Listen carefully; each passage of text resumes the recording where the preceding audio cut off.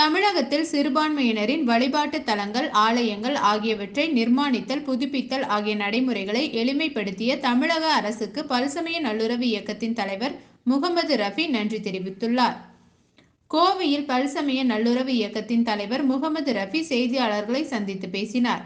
அப்போது பேசிய அவர், நீண்ட காலமாக தமிழகத்தில் புதிதாக பள்ளிவாசல்கள், தேவாலயங்கள் உள்ளிட்ட வழிபாட்டு தலங்கள் நிர்மாணித்தல் மற்றும் புனரமைப்பு பணிகள் செய்வதற்கும் பல ஆண்டு காலமாக நடைமுறை சிக்கல் இருந்து வந்தது.